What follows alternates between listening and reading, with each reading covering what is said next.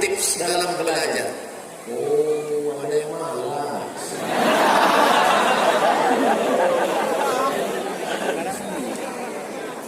Gimana dulu Ustaz Somad waktu kuliah di Mesir? Malas apa tak malas? Saya tak pernah malas. Gimana caranya biar tak malas Pak Ustaz? Kami di Al-Azhar 14 mata kuliah. Quran 2 juz. Kalau tidak lulus 3 mata kuliah, dipulang setahun. Tinggal kelas. Putus beasiswa 50%. Kalau tidak lulus 2 tahun, beasiswa putus. Kalau tidak lulus 3 tahun, pindah dari fakultas Usuluddin ke syariah, dari syariah ke bahasa Arab, dari bahasa Arab ke darasa.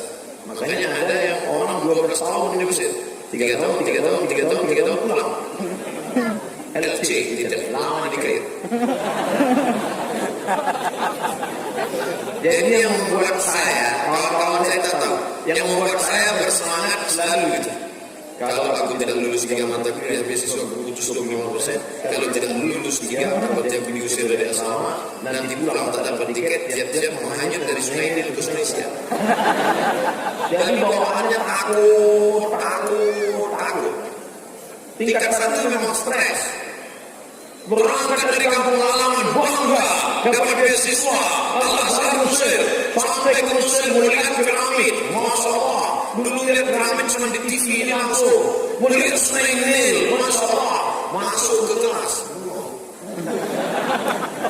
Kitabnya bahasa Arab. Saya kebetulan tidak tamat dari pesantren, beda dengan adik-adik yang tinggal di Dayak bersama para abi baca kitab kuning. Saya dari madrasah aliyah sampai ke sana yang mengajar orang Arab pakai bahasa Arab, kitabnya Arab. Rasanya terjun aja ke Sungai Nil. Mau pulang ke kampung malu, dulu berangkat udah potong kambing, utang-utang RT. Mau terjun ke Sungai Nil takut mati masuk neraka. Akhirnya tak ada jalan lain kecuali harus serius belajar. Takut. Ternyata beda antara orang yang lari santai dengan lari dikejar anjing RT. Oleh sebab itu adik-adikku yang tidak semangat belajar, kasih tahu sama orang tuanya, besok pagi telepon, ya, tolong jangan kirim uang belanja selama 3 bulan ini. Insya Allah pasti kalian semangat. Tolong jangan kirim uang belanja, kirim aja ATM. Maka saya sampaikan ke adik-adik, siswa-siswi, siap belajar, siap.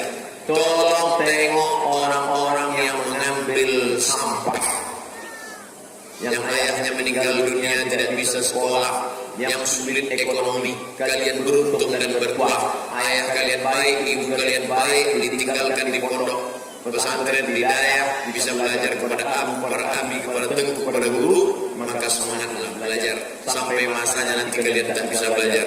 Malam yadhul ta'allumi sa'atan tajarrahul jahli hayati. Siapa yang tidak merasakan sakitnya belajar walaupun sesaat, seumur hidup dia akan merasakan sakitnya kejahilan. Nauzubillah. Hari ini kita melihat bagaimana Abu dimuliakan, dihormati, itu karena belajar. 20 tahun, bayangkan itu. Oleh sebab itu maka yang masih 10 tahun tambah 10 lagi.